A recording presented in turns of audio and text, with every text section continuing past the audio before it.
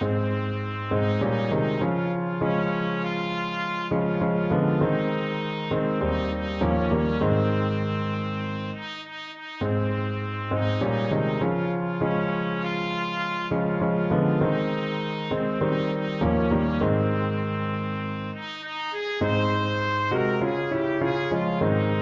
to keep time.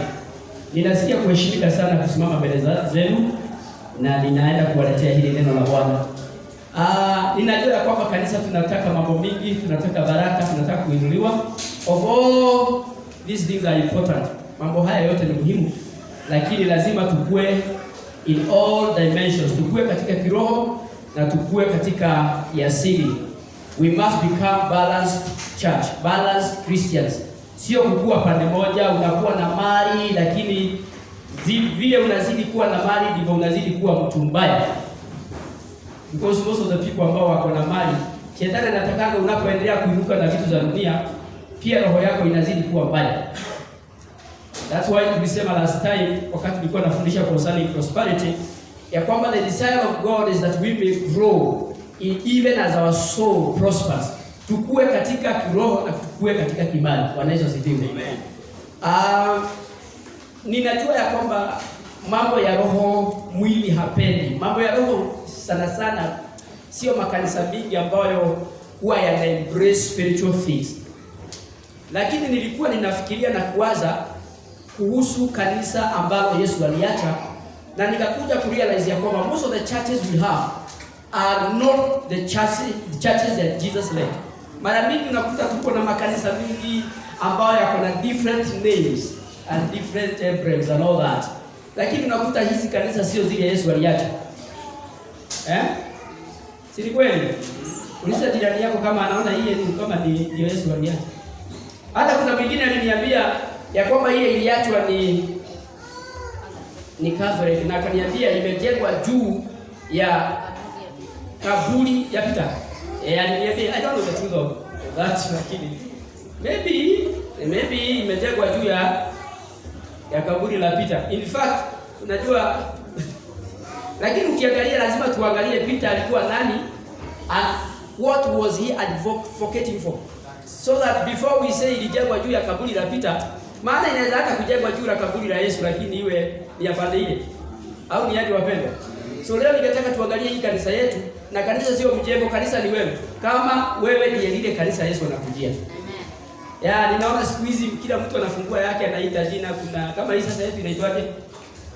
IFC, International Fellowship for Christ. Na hata tumeongeza kajina hapo chini. Glorious. Okay. Kuna all type of churches, kuna AIC, ABC, Full Gospel, KAG, Helicopter, Jet Fighter.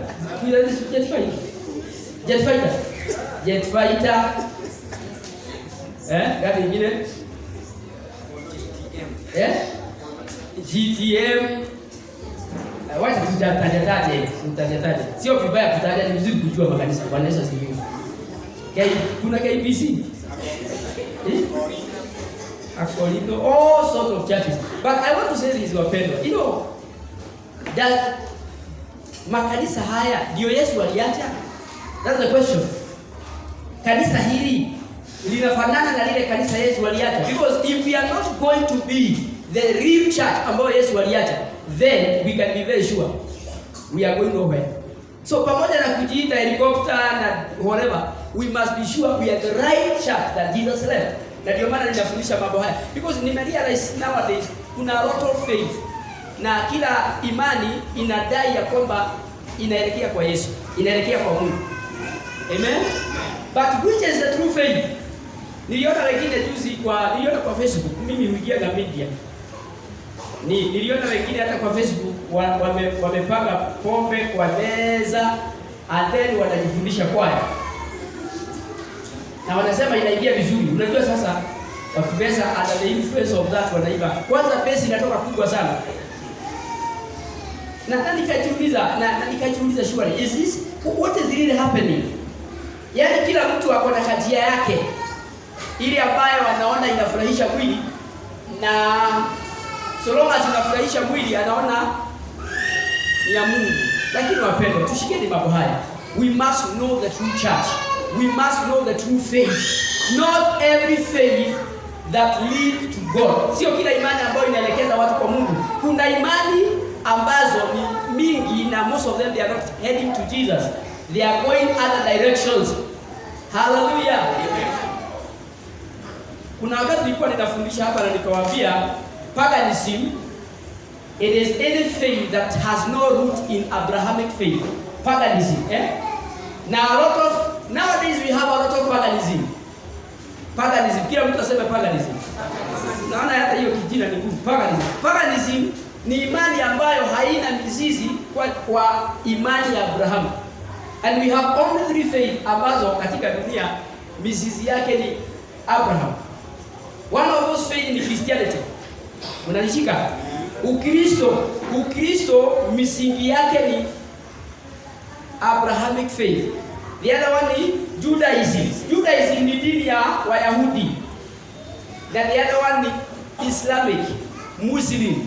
Najua wengine mnauliza pastor unasema aje Muslim niliwaambia kwamba Muslim their faith wakati Muhammad alianza dini ya Islamic hakuwa anaianzisha ikiwa ibada ya miungu. He had true. Remember Muhammad roots zao ni Abraham, si kweli? Yes. Familia yao imetoka kwa jamii ya Abraham. Abraham had two sons. Wale ambao wanajulikana. Lakini alikuwa na wengine wengi. Genesis 25 alipata mtoto wa pili anaitwa Ketura na akazaa watoto wengi. Lakini wale vijana wanajulikana wa Abraham ni wawili. One of them ni Isaac, the other one ni Ishmael kizazi chake ndio kimezaa Asians, Waislamu, si kweli? Arabs, Na ninataka ukumbuke ya kwamba Abraham katika maisha yake alikuwa anafundisha familia yake kuhusu the true one God. Amen? Na ninaamini ya kwamba Ishmael na Isaac walifundishwa hiyo njia. Bwana Yesu asifiwe. So wakati Ishmael amekuwa na familia, his desire and his generation was to serve the true one God. Ndio maana sasa Waislamu wanaamini we have one God. Waislamu wanaamini we have one God. Mahali huwa tunapoteana na Waislamu ni kwa sababu sisi tunasemanga we have God who is manifested in three areas. Ndio kweli? Yes. Abia jirani yako angalia mbele. God manifested in three parts. Ni kama hii mkono iko na vidole 5, lakini vidole hizi ziko kwa mkono mmoja. Sisi tunaamini ya kwamba God manifested himself in three parts. Kulikuwa na wakati wa God the Father, wakati wa God the Son, na wakati wa God the Spirit. Tunapatana? Lakini hii hawa wote they are in one true God. They are in one. All of them are God. Hakuna Mungu Baba ambaye ni mkubwa kuliko Mungu Roho na Mungu Mwana. All of them are one God manifesting himself in three parts. Bwana Yesu asifiwe. Ni kama hii kidole, huwezi sema hii kidole sio sehemu ya mkono because it is functioning within the hand. Are we together? Yes. So mahali huwa tunapoteana na Waislamu ndugu zetu ni kwa sababu wakati tunasema we have God the Father, the Son and the Spirit, and they believe in Abrahamic faith which says we have one true God. Wanasema basi hii sio dini ya ukweli. Lakini ukweli ni kwamba ni kutofahamu. We have one God but manifesting himself in three triune God. Bwana Yesu asifiwe. Amen. Hallelujah. Amen. We have dispensation of God the Father wakati Mungu alikuwa anatembea na watu kama wana Israeli walitoka nchi ya utumwa, they were walking with God. Mungu alikuwa amesababisha kuwe na wingu la moto lilikuwa linawaongoza. God was speaking with those people directly. Are we together? Yes. And time came, then God raised a dispensation period of Jesus came. Yes, wakaja, he was God in the flesh. Tunapatana? Yes. He was God in the flesh. Akafaa mwili, akatembea hii dunia, akakula samaki, akakula ugali kama ilikuwa wakati huo, and then he preached. Na ukiangalia message za Yesu sio injili ya makanisa. Jesus never brought a religion. Jesus brought a kingdom. That's why tunasemaga Ukristo sio dini. Ukristo sio nini? Sema Ukristo sio dini. Na ndio maana hatukufagi na IAC na AFC. All those are religion. Ukristo ni familia na Ukristo ni ufalme. It's a kingdom. Jesus preached the message of the kingdom. Alikuwa anasema namna gani? Repent ye, for the kingdom of God is at hand. He was preaching the message of the kingdom. Bwana Yesu asifiwe. Kwa hivyo ukisikia mtu ambaye anatetea dini sana, ya kwamba yetu ndio iliachwa na mtume, yetu ndio huyo ni mtu ambaye amefungwa na dini. Bwana Yesu asifiwe. Hallelujah. Amen. Now, Jesus came and went. Now we have been left with that Godhead ambayo tuko na dispensation ya the Holy Spirit. God the Holy Spirit. And Holy Spirit anatayarisha kanisa. Anatayarisha kanisa. Kanisa ni nani?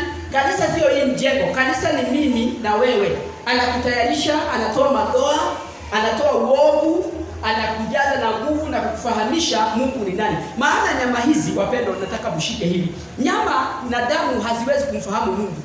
Na ndio maana unaona the more you are far away from God, the more you become confused about the things of God. Mtu anakuambia ati Mungu anaweza kufanya nyama, unashangaa atafanya nyama namna gani. But mambo haya, the only one who can reveal them to you na uyaelewe ni Holy Spirit. Bwana Yesu asifiwe. Amen. Hallelujah. Amen. So Holy Spirit ndio Yesu aliacha na before he left the dispensation of the Holy Ghost. Kuna maandiko ningetaka tusome kidogo ndiposa tuweze kuingia, maana leo ningetaka watu tufahamu mambo haya. Acts chapter 2 verse 1. Maybe mwalimu unaweza kusomea. Hallelujah.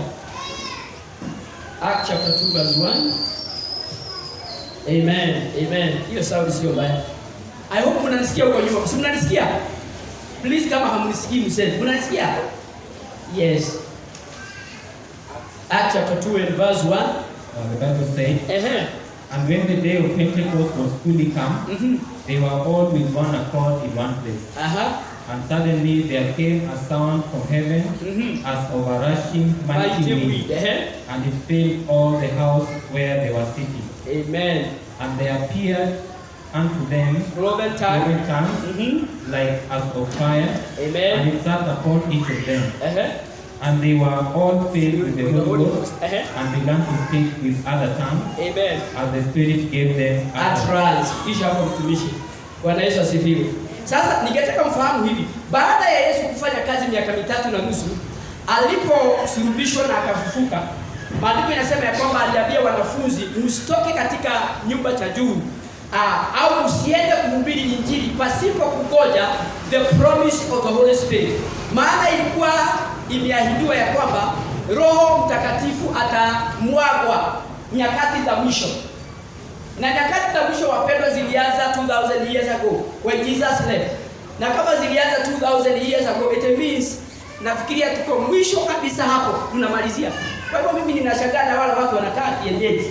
Yesu akija mpendwa, kwa sababu anaweza kuja anytime. In fact, ukisoma Biblia vizuri, kuna mahali Yesu aliambia wanafunzi ya kwamba kizazi hiki hakitakwisha before you see the sign of the coming of the Son of Man. Na ukiangalia katika Biblia, wale ambao mmefanya maybe theology, you realize ya kwamba generation kulingana na Biblia ni miaka 100 na around 100 years. Maana wana wa Israeli walienda nchi ya utumwa miaka 400 years. Ilikuwa 400. That ilikuwa ya kuongezewa kwa sababu ya mambo mengine. 400 years. And if you can divide 400 years, those are 4 generations, Bwana Yesu asifiwe. So kizazi kinaweza chukua miaka 100 na less than that. So if we can go by that calculation, it means from 1948 when Jews walipata taifa tena, maana pia hiyo ni ujumbe in itself. Kuna wakati Wayahudi walitawanywa dunia yote, na 1948 ndio walizaliwa, nchi ilizaliwa na siku moja.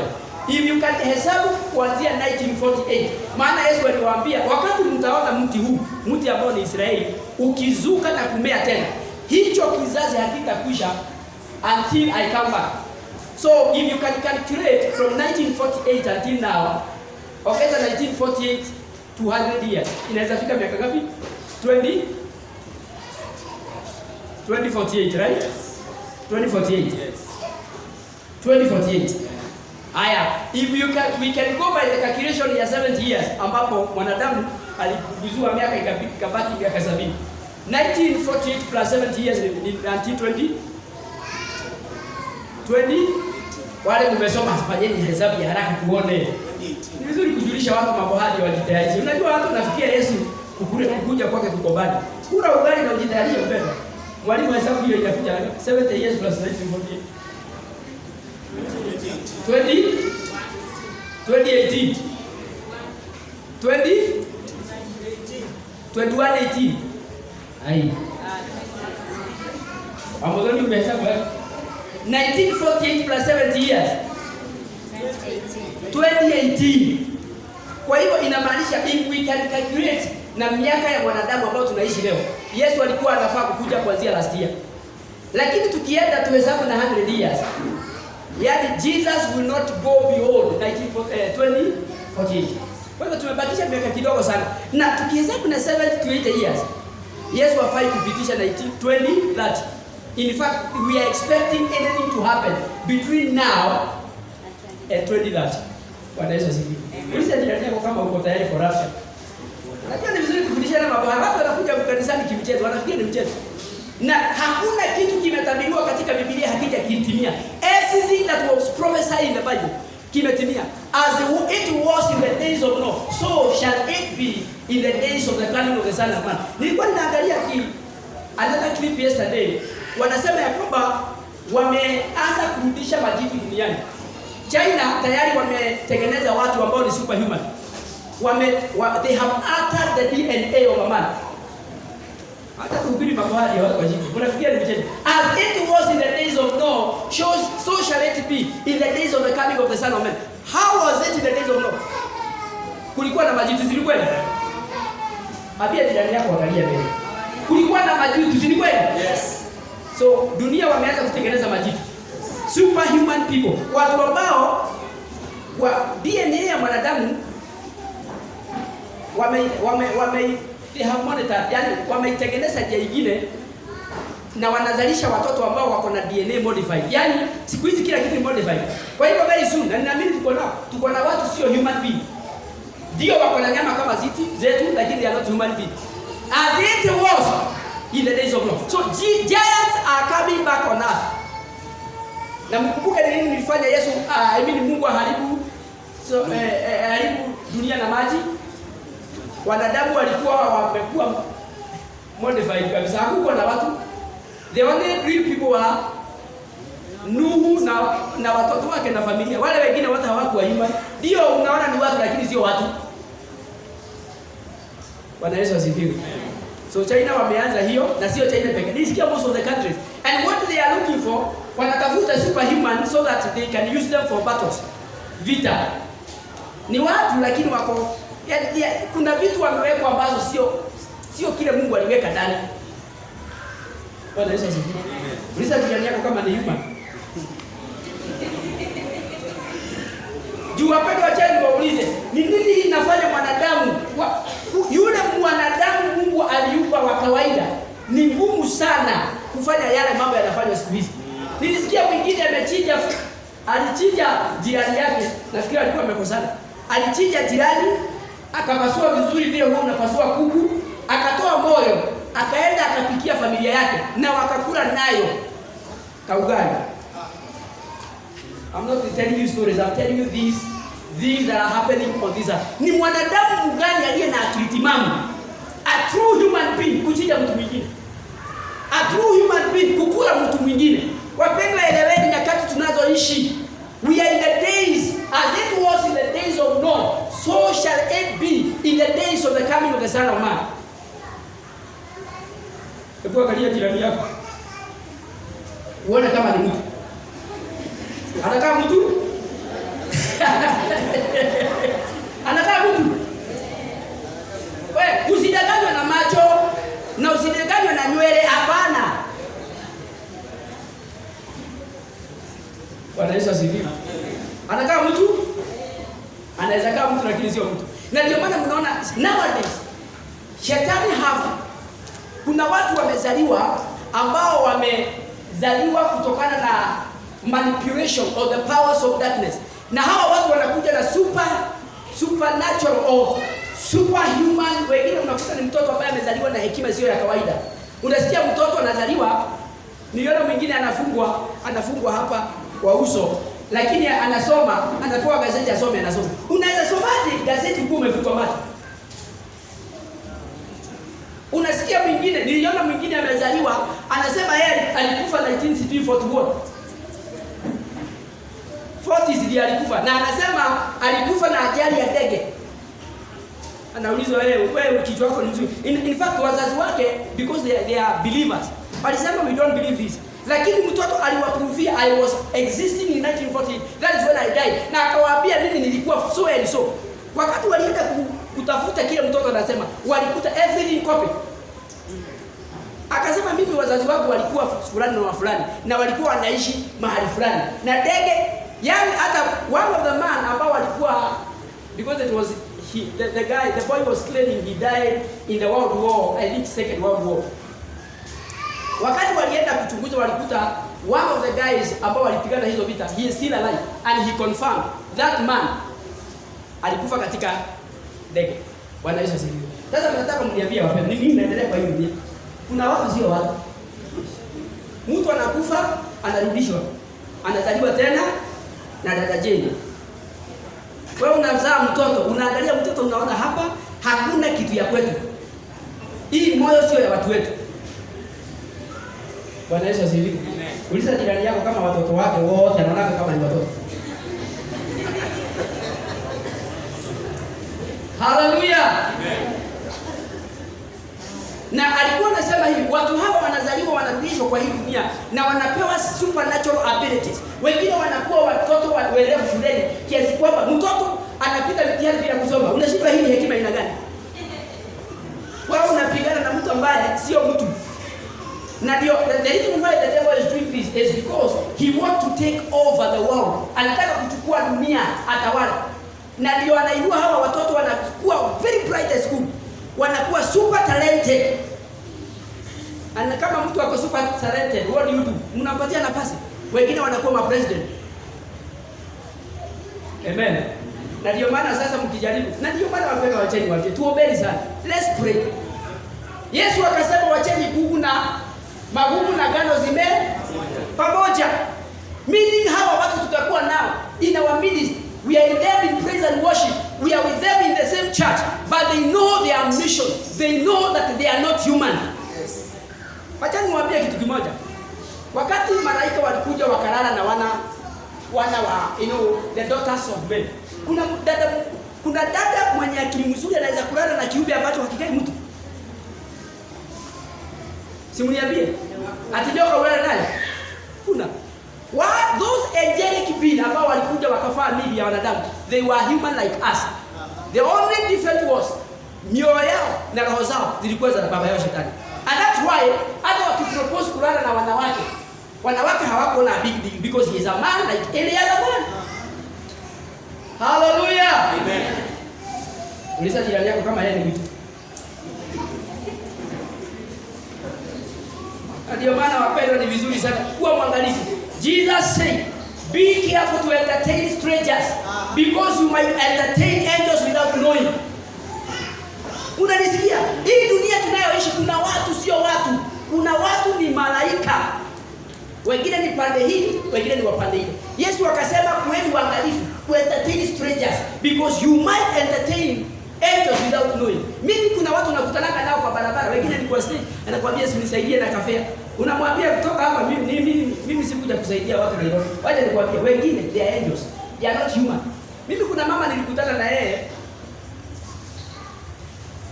hapa tu Mlolongo, na akaniambia sifia naenda pale ya lipa nimpatie fare. Kwa moyo, nowadays I'm very careful kupea watu pesa, kwa sababu unapea mtu pesa anaenda na kuharibu na hiyo pesa. Na wale mmezoea kupea na watu pesa. Be careful also. Maana mtu anaweza kukushughulikia na hiyo pesa yake. He use your generosity to destroy your life. Be careful whom you share your money. Hata kwa kanisa usitoe pesa yako kwa kila madhabahu. Kwa sababu wengine nao wanangojea tu mhubiri mwenye yako kwa TV. Tuma mbegu, unatuma mbegu. Tuma sadaka, unatuma sadaka. Be careful. Once you connect yourself na mtu ambaye ako na madhabahu ya pande ile nyingine, he has a ground to fight you. Kuna mtu amenisukua hapa the whole week. Na ni kwa Facebook, hata ananiambia pastor, tafadhali nitumie 100. Tunalala jana. Na anasigati, ananiambia mtumishi wa Bwana, nitumie 100 tu. Mimi nikasikiza mambo, nikasikia hapa nataka kushughulikiwa. Nikamwambia mimi sipianaji pesa kienyeji. Akaniambia bwana, mimi ni true. Nataka tu ya unga.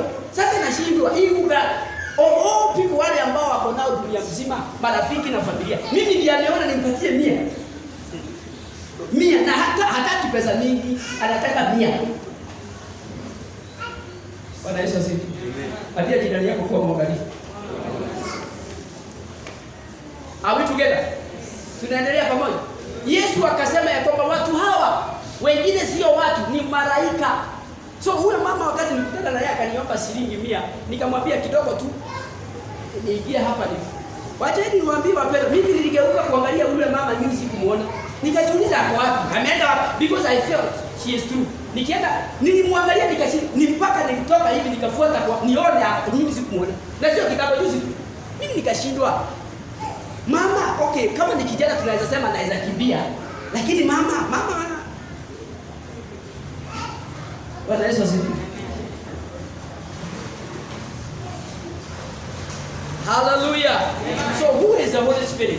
Wapendwa, shikeni mambo haya. Ninafundisha Roho wa Bwana kulingana na mahali ambapo tumesomewa. Kwanza nieleze hapo. Yesu ameambia wanafunzi, do not the day of Pentecost was fully come. When the day of Pentecost, wakati siku ya Pentecost ilipofika, meaning hii siku walingoja ndio ifike.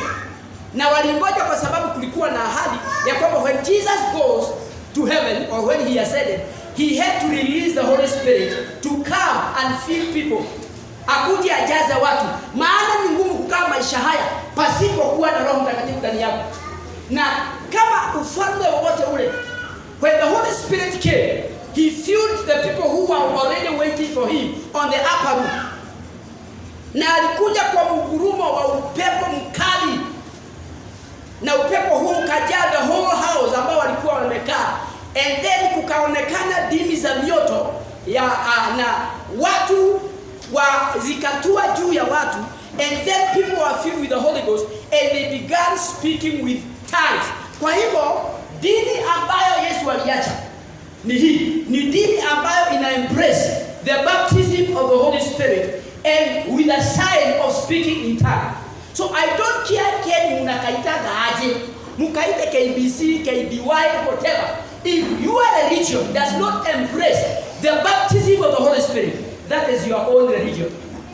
Dini Yesu alipoiacha, alisema lazima yangu nikienda Roho ashuke, so that he can baptize people and a sign will be speaking in new tongues. Bwana Yesu asifiwe. Sio Kigamba, na sio Kikuyu, na sio Kijaruo, na sio Kiingereza, new tongues. Any kingdom, hakuna ufalme hauna language. For example, our nation, we have 2 languages, national language, Kiswahili na English. Hakuna ufalme hauna ulimi, hauna tongue. The kingdom of God has a language, speaking in tongues. Bwana Yesu asifiwe. Amen. Kwa hivyo kama hii yetu haina ubatizo wa Roho, wapendwa, hii sio ya Yesu. Kama ile wazazi wako wanasoma haina Roho, sio ya Yesu, hiyo ni ya watu. Bwana Yesu asifiwe. Amen. Uliza jirani yako kama yake iko na Roho. Halo? Nifanyieni namna hii. Muulize kama ako na Roho. Leo itakuwa gumu kweli. Maana mimi sitaki nikifika mbinguni dada yetu je, niulizwe kama nikuhubiria mambo ya Roho. Na yeye usimame useme, pastor wetu hakuwa na mama mengi. Alikuwa anahubiri mambo na madhabahu. Kwa hivyo ukisikia mambo ya Roho, sasa niitwe. Maana Biblia inasema we shall give account of your souls. Imagine nitaulizwa mioyo yenu. Aseme mimi hata mambo ya Roho nimesikia hapa. Kwa hivyo ukifundishwa sasa sisi mnaona mnaniweka kwa mitihani. Na ndio maana ninafundisha mambo haya hata kama mwili haitaki. Na wafundisha, shikeni, kuna Roho. Roho yuko. Amen. Haleluya. Na wale hawana Roho, huko hakuna mahali wanaenda. Najua hiyo itaingia kama misumari. Hakuna sehemu yao huko. Maana Roho ndiye huwa anatayarisha kanisa. Sisi ni mabibi wa Yesu. Hata kama wewe ni mwanaume, sisi ni mabibi harusi. Tunatayarishwa na huyu Roho. So that when kuna watu wale watu hutayarisha watu mambo wakati wa harusi. Anaitwa aje? The Mama Sam, kama vile ulikuwa unatayarisha fulani. Wanaita kwa aje? Hata wale mfanya harusi juzi mmesahau. Okay, whatever. Hata kama anaitwa bridegroom, I don't get. What I'm saying is, Roho ndiye anatayarisha bibi harusi wa Yesu. Anaangalia pande hii, anakuonyesha pande hii umeanza kumea uongo. Anakuonyesha unatoa uongo, pande hii umeanza kuwa mwizi, pande hii umeanza kupigwa na tamaa ya mwili, anaondoa hizo vitu zote. So that when Jesus comes back, he will call the Holy Spirit. Sikizani hii. Mungu atakapopiga tarumbeta, nani atasikia? The Holy Ghost. And the Holy Spirit, if he is in you, he will atabadilisha moyo wako na mwili wako, wakupatie mwili wa rohoni. Ndiposa ukamlaki Yesu angani au hewani. So kama huna roho, wapendwa, ni vizuri ulilie huyu roho. Ni vizuri uliyeuambia Bwana, ninahitaji Roho Mtakatifu. I need the infilling of the Holy Ghost. Lakini shida na watu wetu kwa sababu ya mwili, wanafikiria kujazwa na roho ni upuzi. Hata kuna wengine unasikiaga mtu anaongea vibaya. Watu nao wanashidaka. Wacha nikwambie, the Bible says if we blaspheme the Holy Ghost, we shall never be forgiven. Afadhali usimame mtusi Mungu Baba, but don't blaspheme the Holy Ghost. Na ndio maana mnaona watu wengi hawajazwi na roho. Maana uliona watu wakijazwa wanaanguka chini, ukasema watu hii ni wokovu ina gani? Mimi sitaki kitu kama hii. Wewe kama unataka wokovu yako ambayo haina roho ni sawa, lakini hiyo yako hakuna mahali ya kupeleka. Kana hiyo, lakini hakuna mahali ya kupeleka. Leo ninajua amen sio mingi, lakini nitajipatia moyo katika Bwana. Bwana Yesu asifiwe. Uliza jirani kama hapo na roho. Yautia huyo mwingine pale hiyo ingine. Ulize kama amejawa na roho. Au ni ugali. Hallelujah. Can I see those who are baptized by the Holy Spirit by speaking new tongues? Inua mkono. Tafadhali kama unajua uko na roho inua mkono. Kabisa inua kabisa. Nilikuwa tamu. Hallelujah. Hallelujah. Wapendwa, tuambiane ukweli. Jesus is coming for his true church. And the true church must be baptized by the Holy Ghost by a sign of speaking in tongues. That's the language of heaven. Kama yenu haina hiyo ni ya wazee. Kama haina hiyo ni ya wazee. Ya Yesu hili aliacha. Alisema in fact wasiende kuhubiri, wangoje kipawa hiki, wajawe na Roho Mtakatifu. Hallelujah. Najua leo sitabelo na kila mtu, lakini najitia moyo. Maana mimi nataka kunawa mikono. Nataka kunawa nini? Mikono. Najua wachungaji siku hizi kwa sababu ya kutaka pesa na kutaka umati, they don't care kama umejawa au haujajawa. In fact wakiona ile kitu kinafanya watu wasikuje, wanaondoa.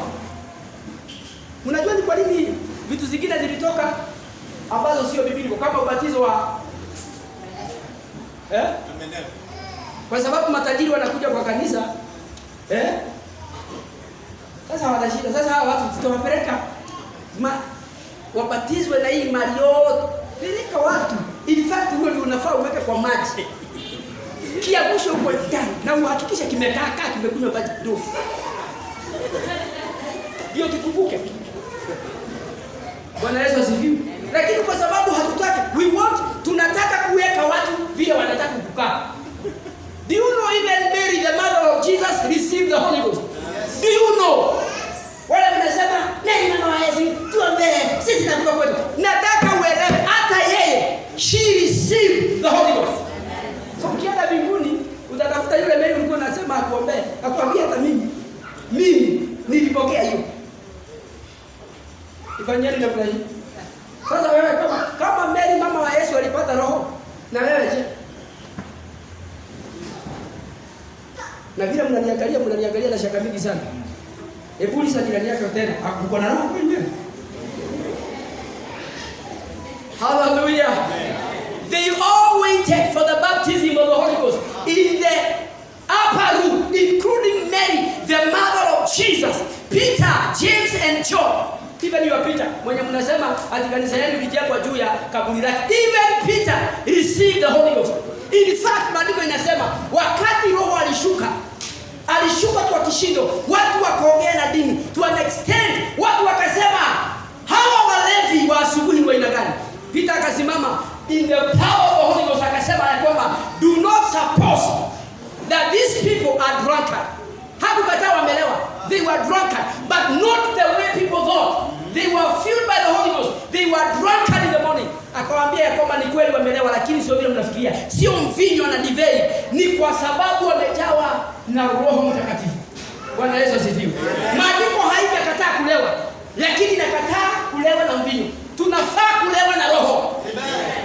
Mimi kuna wakati ninakumbuka some years back. Mimi kuna wakati nililewa na Roho. Mimi sijawahi kunywa pombe na sijawahi kunywa vileo. Nikiwa kwa kanisa kuna wakati na sio hii. Kuna wakati nililewa ikawa kusimama ilikuwa ngumu. Yaani unasikia umelewa. Umejawa mpaka unalewa. That's what the Bible is advocating. Tujawe tulewe na Roho. Bwana Yesu asifiwe. Amen. Lakini hii kanisa ambayo watu wanataka kufanya, they want the church but they do not want the doctrine and the right doctrine. Church ambayo haitawakataza kulewa, kanisa ambayo haitawakataza kwenda kwa waganga, kanisa ambayo haitawakataza kusengenya. What sort of a church is that? Ati mnaimba kwaya, pombe zimejazwa kwa meza hapo. Ndio unasikia hapo Kiprono anatoa base ni kama imeongezwa frequency za chini kwa sababu ya pombe. Shaitani ya shida. Sema shaitani ya shida. Kama ni Yesu tumtukie Yesu. If you are going to serve God, let's have him alone.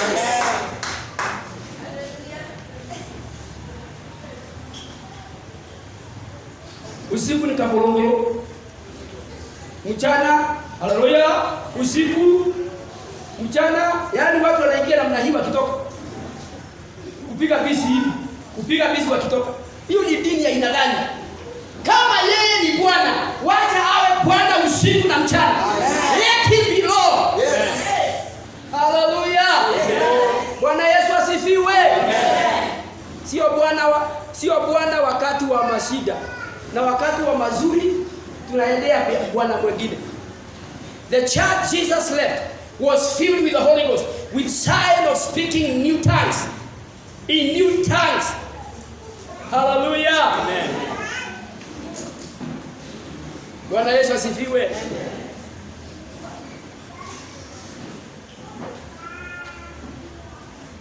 Holy Spirit baptism was prophesied many years back. Kwa hiyo sio kitu ambayo imekuja na wasungu. Kwa sababu kuna watu wanajaribu kuleta hii kitu ikae ni kama kitu imekuja jana. Hapana, wale ambao mmesoma vizuri Biblia au mmeenda maybe shule za Biblia, you realize ya kwamba some of these things, the reason why we have confidence nazo ni kwa sababu sio vitu ambazo zinatokea tu. They were prophesied many years back. For example, the death and resurrection of Jesus. Do you know how many hundreds of years ilitabiriwa? If not thousands, many years. Na ndio maana tunaamini Biblia ni ya ukweli. Hallelujah. In fact, it has been proven scientifically and biblically ya kwamba every prophecy of the Bible huwa inatimia accurately. At the dot. Hakuna unabii katika Biblia ambao hujatimia exactly as it was prophesied, including the baptism of the Holy Ghost. Na ukisoma Biblia mambo haya haijakuja na wasungu as men suppose. Ya kwamba hii dini au hii mambo imekuja na dini ya kisasa. Wapendwa, wewe ndio wa kisasa. Dini ya Yesu ni ya kitambo sana, 2000 years old. Mnasikia kanisa la Yesu liko na miaka ngapi? Over 2000 years back it was born. Baptism it happened. Baptism of the Holy Ghost happened to them. So hii dini ya Yesu na ubatizo wa Roho ni kitu ambacho kimetabiriwa from the Bibles by all prophet, major and minor prophet.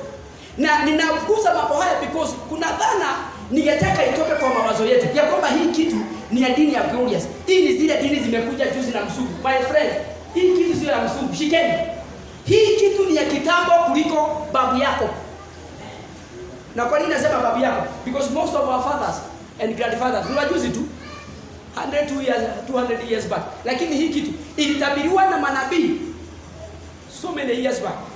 One of the example, if you read from the book of Joel, chapter 2 verse 28, and it shall come to pass afterward that I will pour out my spirit upon all flesh, and your sons and your daughters shall prophesy. Kwa hivyo Joeli akatabiri ya kwamba nyakati zitafika nitamwaga au kumimina roho yangu juu ya nyama zote au juu ya mili yote, na your daughters and your sons shall prophesy. Kwa hivyo vijana wakipokea Roho Mtakatifu wanafaa kutoa unabii, na your old men shall dream dreams. Wazee nao wakipokea huyu roho wanafaa kuanza kuota ndoto ambazo zinatimia, and your young men shall see vision, na vijana pia wataona maono. Kwa hivyo when the Holy Spirit comes, when Joel was writing, he prophesied many years back. Remember, Joel is in the book of the Old Testament. Alitabiri ya kwamba nyakati zitakuja ambapo Mungu atamimina na kumwaga roho wake juu ya wote wenye mili. Bwana Yesu asifiwe. Joel 2:28. Hallelujah.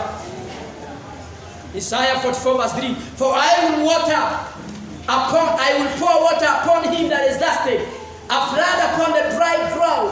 I will pour my spirit upon thy seed, and my blessings upon thy offspring. Isaiah is also prophesying ya kwamba a time will come, wakati utafika ya kwamba nitamwaga maji yangu kwa yeyote mwenye, whoever is thirsty. What do we call thirst? Mwenye kiu. Amen. Amen. I will pour my spirit upon all those who are thirsty. So you can't receive the Holy Ghost unless you are thirsty. Ninaona watu hapa wengine hata nikiwaombea wapokee Roho Mtakatifu, wengine wananiangalia ni kama nimepotea njia. Unaona huyu mtu hata ukimwombea umwekelee mikono na miguu hawezi pokea roho, because in the first place you don't believe it. Roho Mtakatifu haingiagi mahali hakuna jana kiu. Isaiah said that time will come ya kwamba Mungu atamwaga roho wake kwa wote walio na jana kiu kwa ajili yake. You can't receive the Holy Ghost unless or until you are thirst for him. Bwana Yesu asifiwe. Ninaguza hii mistari because ningetaka watu waelewe dhana hii ya kwamba Roho Mtakatifu ni wa makanisa ya kisasa, ni ya watu wale watu ambao ni maskini, wale watu ambao hawajielewi. Wafahamu ya kwamba Roho Mtakatifu ni kitu ambacho kilitabiriwa miaka ambayo imepita mingi. Isaiah 32:15 says, until the Spirit be poured upon us from on high, and the wilderness be fruit fulfilled, and the fruit fulfilled be counted for a forest. This is talking about what transpires or what happens when the Holy Ghost comes upon you. He transforms our heart from wilderness to a fruitful land. Bwana Yesu asifiwe. Kwa hivyo wapendwa, eleweni mambo ya kujawa na roho sio dini ambayo imeletwa na our bishops. Sio mambo ambayo imeletwa na dini ambayo imekuja na wasungu. Mambo ya roho ni mambo ambayo ilitabiriwa na manabii wa kitambo many years back, even before it happened. And that is how we believe and know that the Bible is a true book of God, that contains the word of God. That's how we prove the Bible to be true. Ndio nimeanza kwa kusema ya kwamba Israeli ilisaliwa 1948. If you can go and do your research, you realize ya kwamba the birth of Israel as a nation was prophesied exactly the way it happened. Hallelujah. So wale mnatilia shaka kuhusu kuja kwa Yesu, you can guess what will happen. You will be surprised. Utashaka. Hey. Utaamka asubuhi useme, "Guy, kwani hiki kilikuwa kwa kweli?" Ni kweli.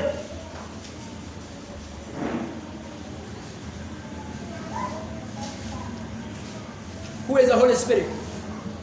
Who is the Holy Ghost?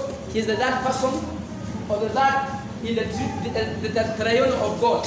Ni watatu katika utatu. Nilianza kwa kusema ya kwamba Mungu has manifested himself in 3 dimensions. God the Father, the Son and the Holy Spirit. Kama hii mkono jinsi ilivyo na vidole vitano, and every finger can function within the heart. That is how God has manifested himself. He's the same God but manifested in 3 dimensions. Bwana Yesu asifiwe. Kwa hiyo wale mnasema kuna miungu mitatu, we don't have 3 God. We have one God manifested in 3 persons. Bwana Yesu asifiwe. Amen. Mwanadamu ameumbwa na sehemu tatu. We have the physical part of being, we have the spirit and the soul. A man was created in the image of God. What does that mean? You have 3 parts in you. You have the physical part. The physical part ni huu mwili tunaona. Na huu mwili ni hema. Huu mwili ni nyumba yako. Nyumba hii yako ikiharibika unakufa, unaenda.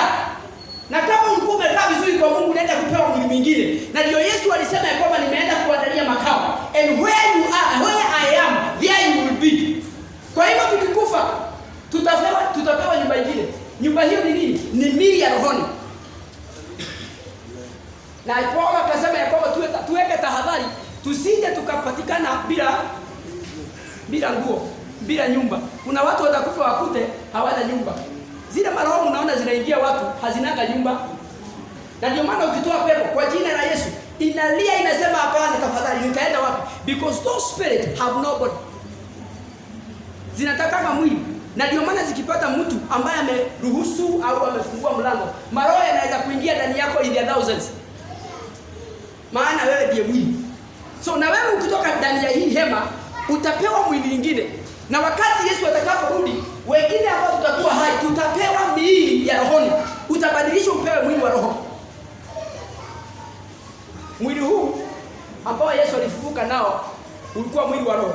Mwili huu haukuhitaji transport. Yesu hakuhitaji transport. Mwili huu ulikuwa unaingia milango unaingia nyumba milango kama imefungwa. Mwili huu sio mwili wa uharibifu. Hauwezi pata magonjwa. Mwili huu wa Yesu haukuwa na damu. The Bible says what was flowing in Jesus' body was the glory of God. Kwa hiyo huyo mtu hata ukimkata hawezi toka damu. It is the glory of God. Those are the glorified body ambazo tutapewa baada ya rapture. Bwana Yesu asifiwe. Hallelujah. Amen. A man has three parts: the body, the physical body, the soul, and the spirit. Umenishika? 1 Thessalonians 5 I think 21 the Bible says, tuweke miili yetu na roho zetu na nafsi zetu zikiwa safi. Bwana Yesu asifiwe. Tunafaa kutakazika roho, tutakazike nafsi na tutakazike miili. Maana kwa kila kiungo hiki kuna zile vitu huwa zinakaa ndani. Kwa mfano kwa mwili ni vitu gani zinakuanga? One of the things that are found in the flesh ni lust. Tamaa ya mwili. Tamaa ya mwili inakuanga wapi? Kwa mwili huu. Na mwili huu hauokokaji. Tafadhali shikeni. Huu mwili hauokoki. Ni kama vile paka huoga hauokoki maziwa. Mwili huu Paulo akasema mimi naupeleka msalabani, ninautiisha. I subject this flesh to do the will of God. Mwili hauokoki. Na ndio maana ukikaa fekere hata kama umejaa roho utafanya vituko mpaka ushikwe. Kwani ni nini basi? Ni kwa sababu uliruhusu mwili kutawala. Bwana Yesu asifiwe. Amen. Kwa hivyo huu mwili ukiruhusu upate kile kitu unahitaji, mwili huu unajua kazi yake ni hapa na inaishia hapa, utakupeleka kwa dhambi. Na ndio maana mwili wewe unafaa kutiisha. Sitakupea hiyo. Niliona jamaa mwingine amekula alikuwa more than half a ton. Ushaona mtu wa kilo 500? Mshaiona mtu wa kilo 500? Niliona. Na wako. In fact alikuwa anaulizwa what happened? Akasema mimi sijielewi. Anakula na analia. Anasema ninaona maisha yangu niko karibu kukufa. Oi nisaidieni. Na saa hiyo analetewa yeye anakulanga mayai. Vile tunakulanga mayai. Wewe unauliza jirani yako anakulanga mayai ngapi? Mayai one city anakula mayai 15 plus sausages, hamburgers, bra zigi hapo kamlima hapo anakula 1/3 mara hiyo. Mnataka kuniambia huyo ni mtu? Ni mtu ambaye ameruhusu mwili kuongoza. Mwili anaitisha lete pombe, lete mwanamke. Na ndio maana mwibaji akasema, nakumbuka ile kawimbo ya 2000 wale mlikuwa mmezaliwa. Maisha yangu yalikuwa mazuri, si tuibe kidogo mapema. Nani anajua hiyo kawimbo? Baba Ruto, tuibishe. Hata baba ulikuwa umezaliwa. I want to go. Nilikuwa na rafiki yangu, rafiki pesa, tulipendana sana. Kwanza huyo rafiki wewe una yalikuwa mazuri. Yalikuwa mazuri. Anipati. Nani? Pesa. Tuendelee kuiba. Nikitaka nguo nzuri.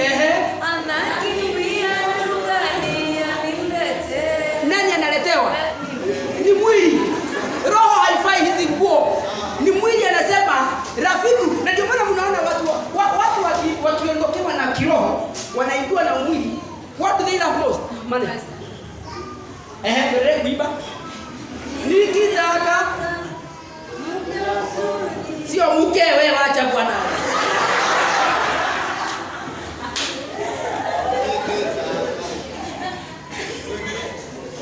Sio mke, akitaka msichana mzuri, pesa anampati, anakimbia anamletea.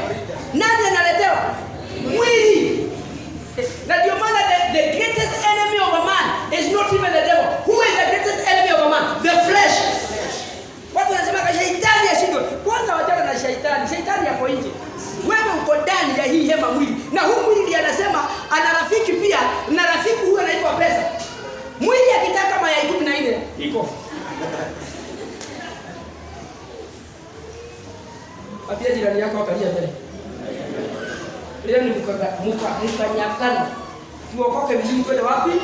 Mbinguni. Yesu anakuja. Mimi sitaki kujibu maswali. Wacha niyajibu sahihi. Wacha nijibu maswali sahihi. Bwana Yesu asifiwe. Muibaji akasema akitaka mwanamke mzuri, pesa anamletea. Akitaka nguo nzuri, pesa anamletea. Akitaka pombe, pesa anafanya nini? Anamletea. Ndio maana if you want to know you are really born again, it is when you defeat the flesh. Ni wakati umeshinda mwili. Ni wakati umetiisha mwili. Mpaka mwili anasema yenyewe umeniweza. Lakini the reason why tunaona watu wengi hata kutumikia Mungu ni ngumu, ni kwa sababu wana Mungu huyo anaitwa mwili. Na mwili anajua hakuna mahali anaenda. Mwili anajua kwake ni hapa. He shall not go beyond the grave. The body knows. The flesh is aware. That's why he will fight you to the death. Na ndio maana Biblia inasema mahali pengine ya kwamba mwili na roho they are always fighting. Ya kwamba I decide to do the will of God. Lakini huyu jamaa wa hapa anasema no way. Kula kuku. Jifurahishe unakufa. Because he knows when he dies. Hata kama wewe ni mlembo kama nani, wewe viunyo hazijui ulembo yako, zitakushughulikia. Lakini mtu wa ndani na yeye anasema tafadhali nilishe mimi nimekonda. Na ndio maana watu wengine hapa wakitoka ndani ya mwili mtashangaa ile kitu itasimama hapo. Kana kaka kwa kanalika namna hii.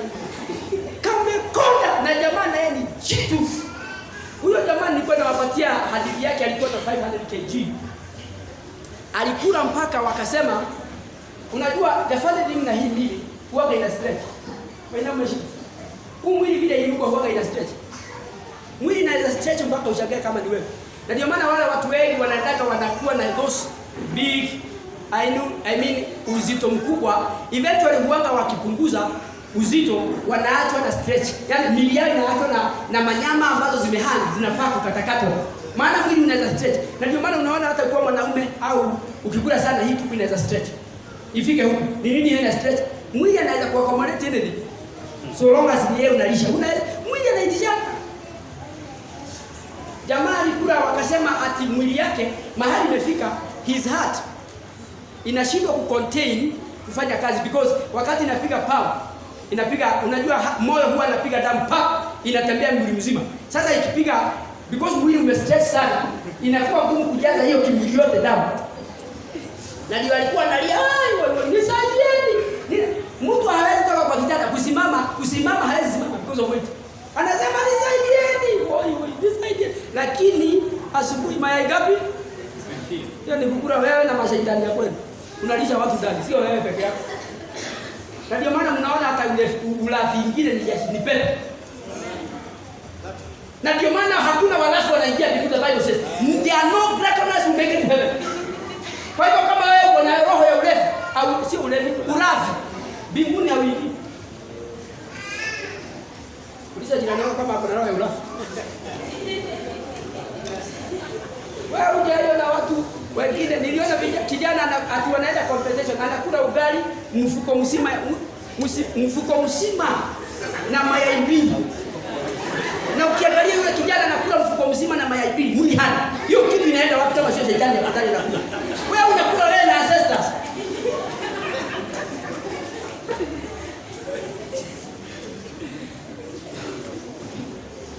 Bwana Yesu asifiwe. So the first thing to know ya kwamba you are a candidate of heaven is when you have defeated the flesh. Mwili akisema unasema siendi kanisa, unawaambia kwanza leo ndio unaenda mpaka na magoti. Unaenda. Unalisha mtu wa ndani, ndio wakati utatoka ndani ya hizi nyama. Na ndio maana shetani wakati when the devil comes to fight you, hakuoni nyama, anaangalia the spirit. Wengine spirit wale they are giant. Unanishika? Shetani anakuangalia anaona hii ni kitu ya mtu. Umekula ndani uko hivi. Lakini wengine shetani anaangalia na shida. Sasa haka katoto kanachezea nani? Maana umelisha nje, ndani haku. Na mwili wa ndani na yeye hakulagi nyama na mifupa. The spiritual you feed on the word. Feed on what God says. Na ndio maana tunazileta hapa nafsi zetu zilishwe. Zilishwe, zikule, zishibe, uwe mnono ndani. Hallelujah. Amen. Sasa nataka utafakari uniambie. Wewe ukitoka ndani ya mwili. Tuseme ni malaika nikutumie. Najua hutanichukia. Malaika akitoka ndani yako, asimame hapa. Anaweza simama. Atasimama. Unaona anaweza simama. Anaweza hold microphone. Au ndio kitu kanatoka kanaangalia namna hii. Hii ndio inaitwa chachi. Akaanza tembea. Na hapo ndio kitu kanangoja Mungu. Jesus is coming. Na hakana hata meno, hakana miguu, hakana. Umelisha mtu wa nje na mtu wa ndani kamekonda. Hallelujah. Amen. Apia jirani yako tunamalizia.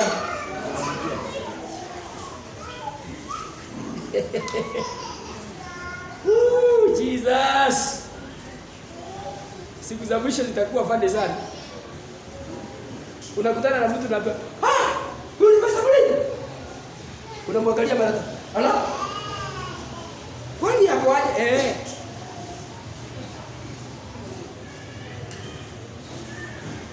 Wale wengine wetu tungekuwa tunalisha mwili, roho vile tunalisha mili. Hata sijui dunia ingekaa namna gani. Unakutaka mtu anakula discipline ya kukula. Acha kwanza aluse appetite peke yake. Anaenda mpaka kwa hospitali. Anaambia daktari mimi nasikia nimepoteza appetite. Nataka multivitamin na deworming. He is that careful. Lakini mtu atapoteza appetite ya kiroho. Unajua hii mambo ya tunataka. Ni Mungu tu anaelewa. Wacha nikwambie. If you go for deworming because of your physical you, why don't you go for deworming because of your spiritual you? How can you lose your spiritual appetite and you take it for granted? Ni kawaida. It's not normal. Ati wakati unasikia hutaki maombi, it is not normal. Wakati unasikia hutaki neno, ukija nyumba ya Bwana unalala, it is not normal. Mtu wako ndani yako na shida. Hallelujah. Why do we do jogging? Because we want to miliate ya nje ikae sawa. Why don't we do the same thing with a spiritual being? We do spiritual jogging. Bwana Yesu asifiwe. And you know what is spiritual jogging? Ni unaingia kwa prayers, unachapa 2 hours. Rama katasaba 2 hours.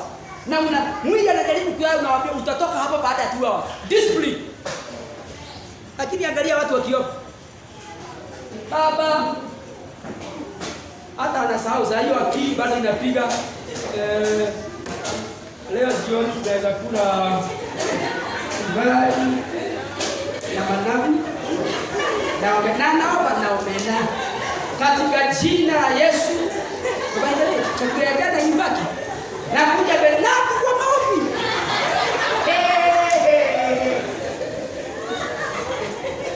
Bado anatafakari kile ataku, lakini naomba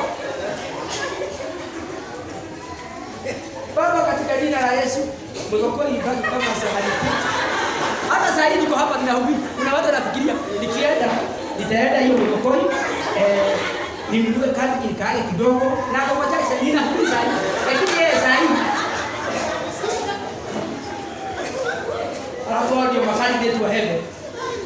Yesu anarudi. Tunaenda mbinguni na nani?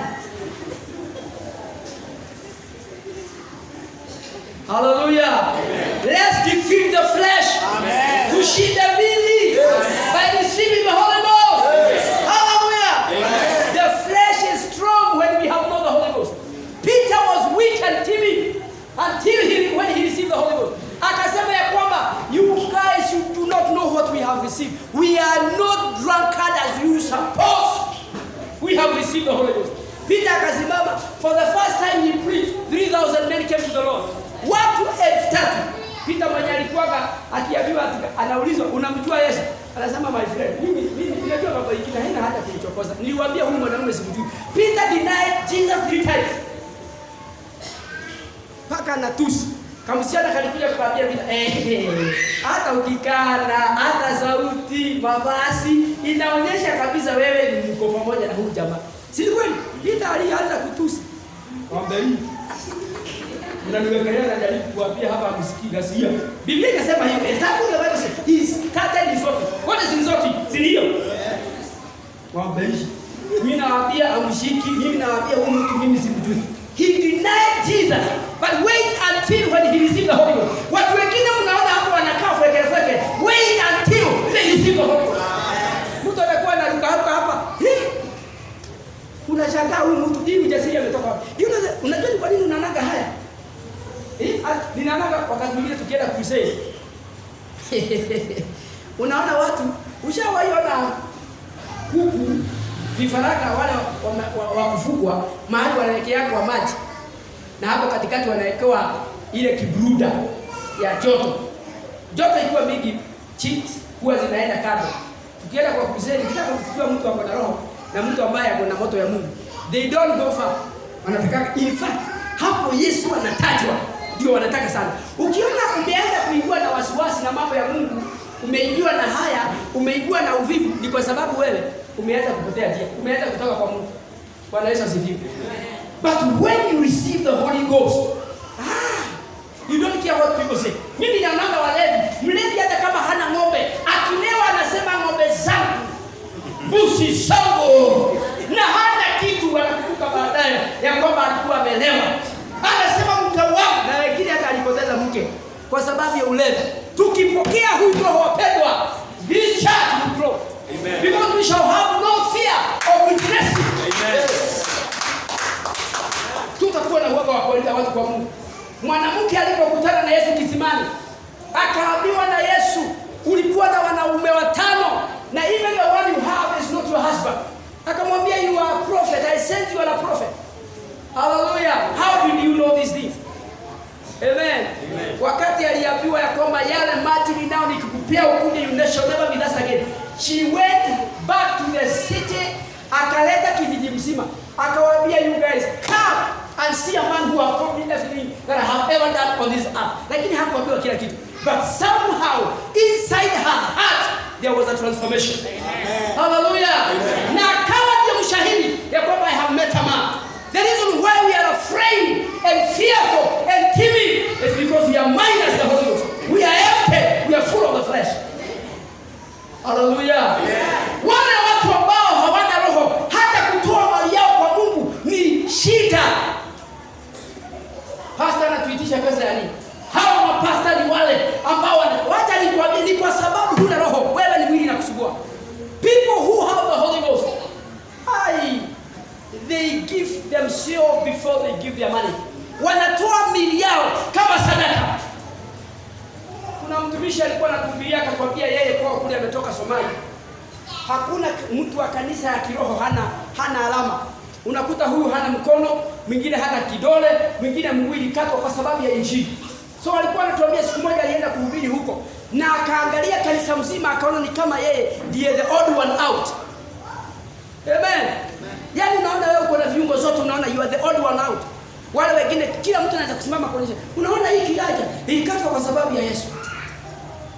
Amen. Unaona hii kidole nilikatwa kwa sababu ya kukana Yesu. Habia watu hapa wakati kidole kwa sababu ya Yesu. Ndio utajua huna kanisa. Ndio utajua kanisa hauna. Ati kidole katwa rudia tena. Kidole kikatwa. Tuonane ndio kwa hiyo. Tuonane soko hili. Leave alone money. Mungu atusaidie. Amen. Na hao ndio watu tunataka tufike mbinguni. Ati dada yetu Jane asimame hapa. Atoe ushuhuda. Bwana Yesu asifiwe. Mimi nilikuwa kanisa ya Glorious, nilikuwa pesa, mwingine asimame hapa. Hawaambie mimi nilijinga kwa sababu ya injili na sikukana Yesu. Wewe unaweza simama na mtu kama huyo kwa nini? Namwambia hebu kwanza maisha yako. Amen. Yohana asimame aseme mimi nilitoka katika kisiwa cha Patimo kwa sababu ya injili, nikachemshwa na maji na mafuta, lakini sikukana injili. Yes. I stood to my feet. I stood to the ground and I say Jesus is Lord. Hallelujah. Amen. Lakini watu wakiambiwa wakuja kanisani, tujitolee kwa sababu ya injili, tujitolee kwa sababu ya kazi ya Mungu. People do not want. Yet the flesh anapata kila kitu. And these are the same people who are waiting for the rapture. I'm telling you, we have to review our ways. Lazima tuangalie njia zetu tena. Angalia makanisa yetu ya kiroho. Unakuta makanisa ya kiroho ambao ndio inafaa kuwa kielelezo, ndio inakaa fweke. Unakuta kanisa imejengwa design nyingine. Iliona nyingine imejengwa mpaka pale juu. Pale unaona ile line ya juu inaenda hivi kama ngamia. Kwa sababu hata mabati haikutosha. Miti yenye ilijenga nafikiri ni kuokota wapigilie kanisa ishe. Yes, we claim to love our God. Yes, nakupenda. Prove that you love Jesus. Prove it with your action, not with your mouth. Prove that you love the Lord for how much you can go and sacrifice for Him. Hallelujah. Bwana Yesu asifiwe. Amen. Lakini mtu unakuta hawezi lala njaa. Kama hakuna chakula, afadhali aende kwa jirani, apige seti au aombe au akope. But we are not ready to do the same thing for the kingdom. Nimemaliza. Kuja kanisani, kukaa hapa, mwingine nilikutana na yeye akaniambia, "Unajua pastor, hiyo kanisani ni mzuri.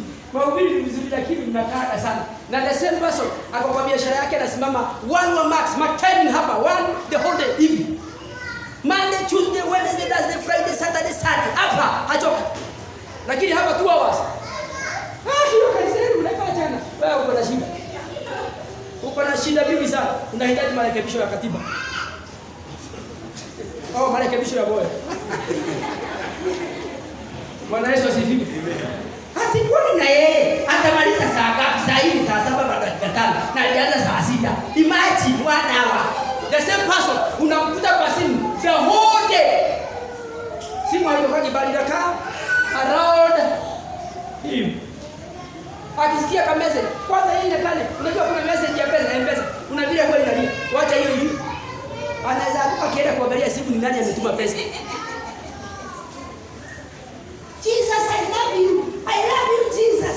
I love you, Jesus. You know you're my Lord. He is not your Lord. Your money is your Lord. Your food is your Lord. Lord means the owner. Landlord. Lord means the owner. Whom you serve with the whole of yourself becomes your Lord. Wacha kusema Jesus is Lord.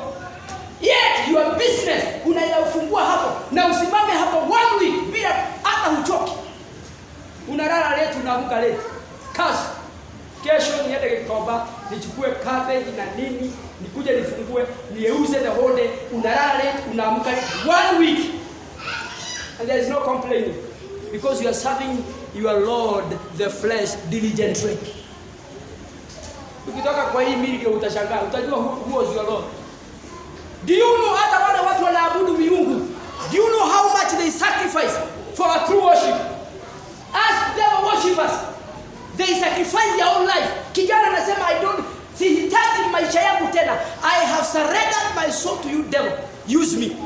Yani, na ndio maana mnaona watu wengine kwenda kuwafanya namna hii. Hata wewe wa ibada ya sanamu, wajana na yeye, atakuweka chini. Sababu wengine ninaenda kwa jina la Yesu. Jina la Yesu ni ngome imara. My friend, uliza jina la Yesu ni ngome imara kwa kina nani? Hey. Somebody say, na nafikiri nitaja hiki. People think it is a matter of rebuking demons in Jesus' name. I rebuke you in Jesus' name. The power is not in the name. The power is in your position in the name. Hey. Ndio maana sons of Scevas walienda kukemea pepo. Pepo akawaambia we know power, we know Jesus. But who are you? What is your position in that name Jesus? So the power is not in the name. You can even mention the name Jesus 1,000 times. Jesus. Na wabuka chini ukimention. Lakini hakuna kitu. The power is in your position in the name. Bwana Yesu asifiwe. Kwa hivyo wapendwa, shikeni mambo haya. Kuja kanisa haitoshi. We need the baptism of the Holy Ghost. We need infilling of the Holy Ghost.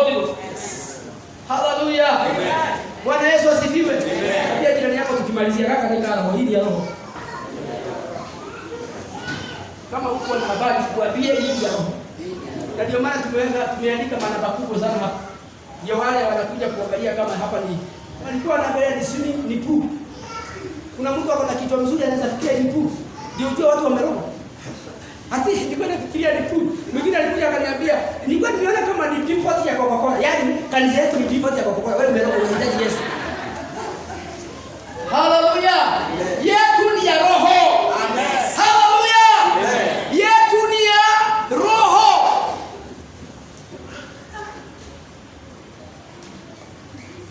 Ni maana mnaona hata Unaenda church. Acha muone akienda kazi. Ako sawa, akachacha pasikelele basa. Lakini kuja kanisa. Hata mnaona vile watu wanapaka kanisani. Unaona vile huwa wanapaka.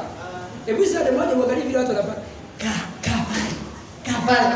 Kwanza naangalia hizo Kabali kweli. Anashangaa ni nini kwa sababu wacha nikwambie Mungu atusaidie wapendwa. Angalia the same people wakati huyu bwana anakuja Mlolongo UDA. Paka wa mama kwanza hapo wako hapo na matisha imechoka huyu bwana. Wakidance. Baba. Ni nini hiyo ina dance ambayo inashika kudance kanisani? It is your foreign state. Unahitaji marekebisho ya moyo. Hallelujah. Amen. Ukijawa na roho utajua utadance wapi. Nilikuta dada mwingine hapa nilikuwa ninamheshimu sana. Sijui kulikuja hii kiroja. Sikumbuki ilikuwa kiroja nani. Lakini hizi za road show ila ilikuwa safari kama hawa wanatangaza hizo kati. Dada anapanda hapo kwa hiyo kiroja ndio apewe zawadi. Unajua zawadi ni nini? T-shirt. Bia bora au safari kwa. Yaani dada anatingiza sehemu zingine mpaka unaangalia unashindwa kai. Wewe yule dada anafikiria kaongea anatingiza mpaka watoto wanashangilia. Kwa sababu hawajaona hiyo. The same girl or the same lady wacha akuje kanisani. Ni kama mgongo inauma. Sababu atashinda huku tunafanya nini? Tunajua ni kwa nini? Dadi hauna kitu. Wewe unaona vile watu wanasema hata wakiwa watatu. Sasa anashika.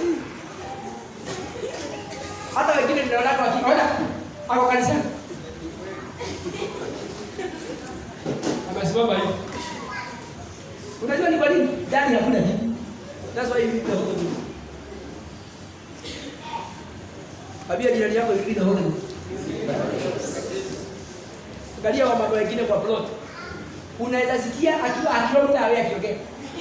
Nilikuwa nasema. Wacha kuja kanisani. Ngi amevimbia. Hallelujah. Amen. I say hallelujah. Amen. Tell your neighbor you need the Holy Ghost. You need the Holy Ghost. Hata sikia vile unasema.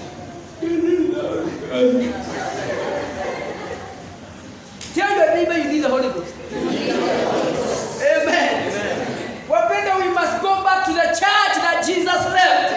Kanisa ambayo haikuwa ni nchini haya. Amen. Hallelujah. Amen. Kanisa ambaye ilitawanywa kwa sababu ya kuhubiri wakasema we can't say no to the gospel. Wherever they went, churches were open. People sacrificed their money, their life and their finances because of the gospel. We must embrace this spirit. Sio kanisa ambayo inataka mandhari ya kufurahisha mwili. Ndio maana mnaona yale makanisa yametoka roho yameingia mwili. Vijana wanasukwa. Hizo ndio generation tunasema generation ya kisasa. Nilikuta watoto wangu wakiimba nyimbo kwa nyumba. Shiro alikuwa na sidas pizza. So ile nyimbo nilikuwa zinaibwa ni hizo nyimbo za kina Wilipo. Kama sasa nikuta wakidazi ile inasimanga ati shoot your gun kaka.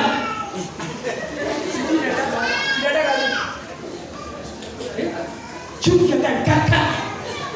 Kwanza shiwana wewe. Shoot your gun kaka. Shiwana dai but maja ikuje ya hizi ya zero. Kwanza shiwana unatoka pole pole. Akaenda hapo nje kuruka soma. Sasa nikajiuliza kanisa ya ijayo litakuwa na tuasimu Shirodi ya pastor na washirika.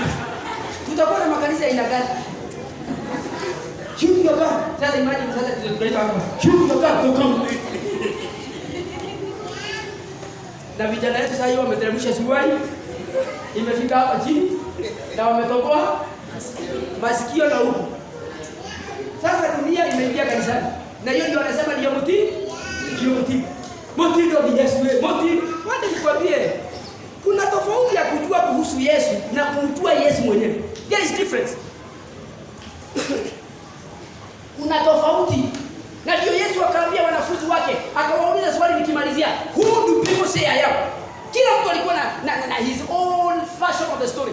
Alikuwa anasema, some say that you are John the Baptist, some say that you are one of the old prophet who has come back to life. But Jesus asked them, who do you say I am? Hakuna mtu akajibu. Only one guy. By the name Peter. Na Yesu akasema, it is not you, it is the Holy Spirit who has revealed this to you. Imagine, disciples walikuwa wanafuata Yesu every day. Wanaona hiyo ni samaki, hii ni muujiza ya samaki wanakula. Lakini walikaa 3 years, hakuna mtu angeeleza Yesu ni nani. What about you and me? Wacha wewe unakuja hapa kanisani, wewe unapaki hapa, na wewe unaenda kwa nyumba. Sasa hiyo gari imeiva na karaka na uko hapa. Wao walikaa na Yesu every day. Every day. Lakini after 3 years wakaulizwa, who do you say I am? Hey?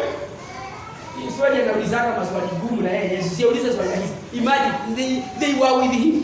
Wapendwa, wacheni waambie, kuja kanisani hakukumeka believer. It does not make you a Christian. Unaweza kuja hapa lakini you are still a wizard. Nimesikia tu mama mmoja amesema hivi. Unaweza kuja hapa, you stay under anointed pastor, but you are still a witch. You need transformation of your heart. Na wacheni niwaambie mambo haya hailazimishwi. Kama dawa tuweka, hata dawa hakuna hospitali daktari anaweza kukuoperate pasipokuwa wewe kukubali. Unaambia mpaka usaini. Saini hapa. In case kiumana tutasema at least alikuwa message. Maana unaweza kuwa kwa operating table na uende, lazima usaini. Hata daktari kuna makubaliano. Sign in case of anything, you will not be liable. You will be accountable for it. Lakini watu wanataka wakuja kanisani, waweko hii mambo kwa nguvu. Can I say this? Ukija kanisani ni wewe utaamua how much you want God and how much you want him. Unaona? Kama unataka kakuota, mimi nataka tu niwekwe kwa hiyo kitabu ya mazishi. Na nikumbushe kutoa hiyo pesa ya sasa ukizikwa, tukikuzika hata tupige duru, utasaidika. Mimi nikikufa mniangushwe pale nje. Do I care? Nani atanukiwa? Si ninyi mtanukiwa na mwili yako. Sasa unakuta watu wako mindful of things that are irrelevant, kama kuzikwa na kanisa, wengine kubatizwa kuliko kuingizwa katika kitabu cha uzima wa milele. People are mindful of nothing.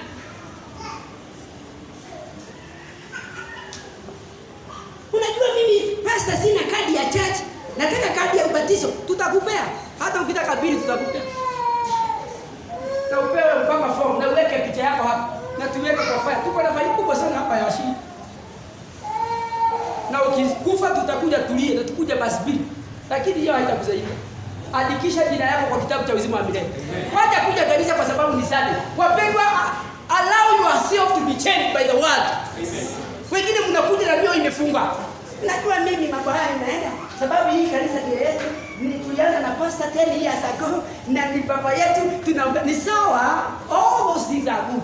But I will not secure a place for you in heaven until or unless you accept it. Tuambiane ukweli.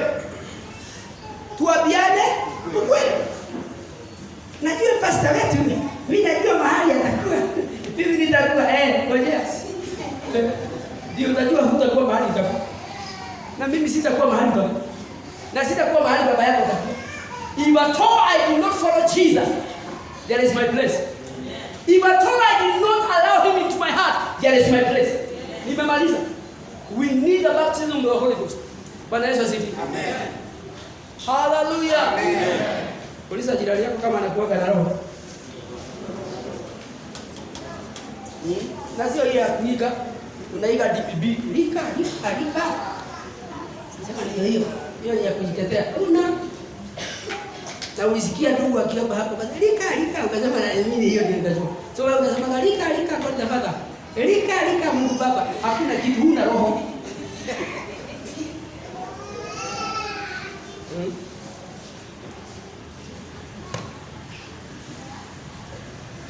Maina funga hii.